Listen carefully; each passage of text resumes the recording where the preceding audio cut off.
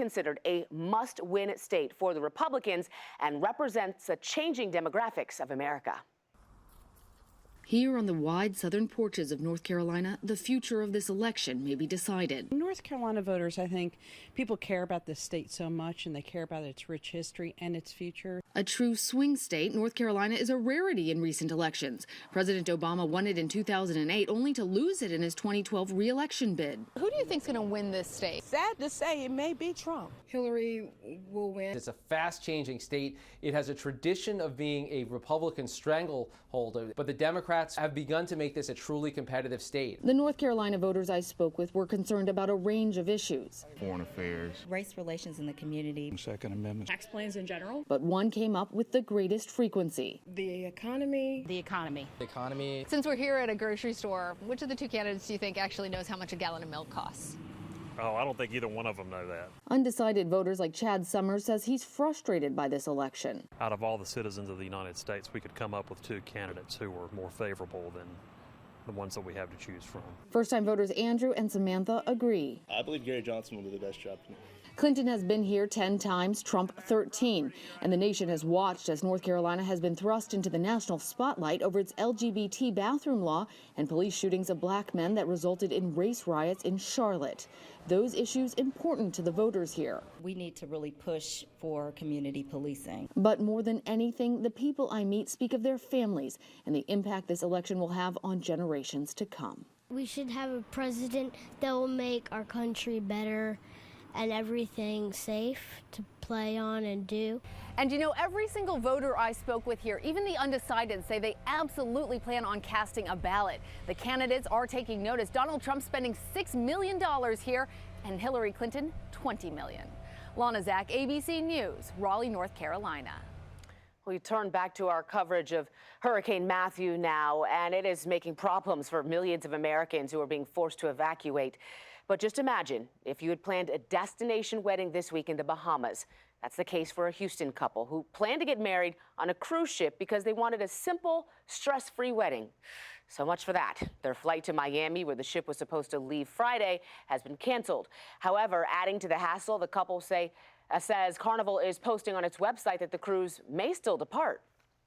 And I call Carnival and see if they can help us out to, let us know what we can do, what we have to do next. And nobody able to tell us anything because they said they haven't canceled, they haven't made any adjustment, so they will not they do not have any other option for us. Oh, what a bummer. The couple may try to schedule something small there in Houston this weekend. However, they say they're more concerned about the 57 guests that were supposed to come to their wedding getting their money back. Oh, yep. What a bummer. What a bummer. I think if you do a destination wedding like that, in like August, September, the chances are pretty high. October, the chances go down. So really feel for them. Well, let's get busy at telling you the story here because there's a lot to talk about. Not so much for us, indirect effects only for us on Saturday, but the big story, one of the biggest hurricanes to threaten the east coast of Florida in a long, long time. Now, remember in 1992, Hurricane Andrew went just south of Miami and Homestead. I mean, there were high winds, but it was a fairly small, powerful, compact hurricane. This one is much, much larger and getting even stronger than the 140-mile-per-hour winds it has sustained right now. Right around the eye wall in the center, the gust could occasionally be to 165 miles per hour. And the speed of the sustained winds and gusts could increase before the center gets very close to the Florida coast tonight. So here's the expectations is that by 8 o'clock tonight, it'll still be just northeast of Bimini, one of the closest islands to Florida, and just west of Freeport. And then it's going to get very close to the coast. And this is why it's so critical that if the eye wall comes onshore at all, or a mile or so inland, that will have a huge effect.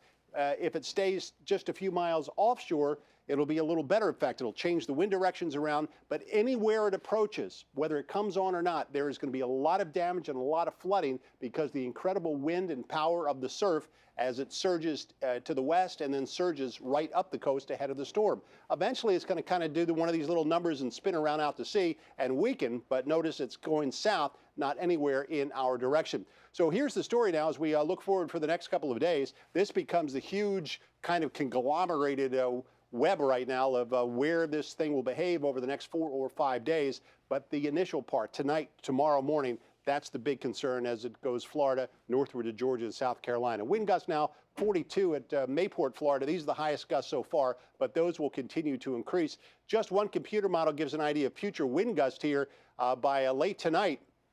Winds could gust to 67 at Miami Beach, and this is keeping the center offshore.